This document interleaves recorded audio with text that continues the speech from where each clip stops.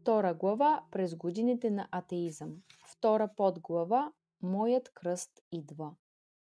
Наричат митрополит Борис Неврокопски светило на българското православие и съвестта на Българската православна църква.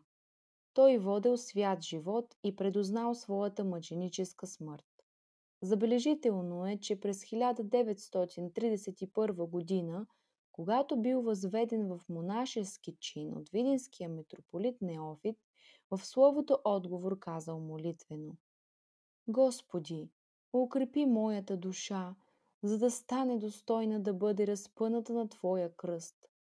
Тези думи са не само изблик на неговото пламенно желание да служи с всички сили на църквата, те са и едно предусещане за неговия бъдещ мъченически кръст. На Димитров ден 1948 година трябвало да освети църквата в село Коларово.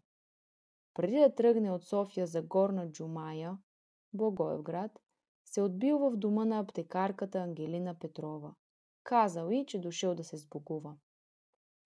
На нейният тревожен въпрос отговорил радостно: Да, дойдох да се сбогувам, защото това ще бъде последното ни виждане. Снощи аз получих знамение, че моят кръст идва. Сънувах, че падна огън от небето и този огън ме грабна. Отидох на небето. Това е истината. Това ще бъде моят край. След светата литургия той изнесъл прочувствено слово за смъртта. След като излязъл от храма, бил застрелян от подкупено от властта лице. 4 дни тялото му стояло открито за поклонение, но лицето на архиерея не се променило. Бил като жив. Всички смятат, че е праведник, а убиецът му полудял.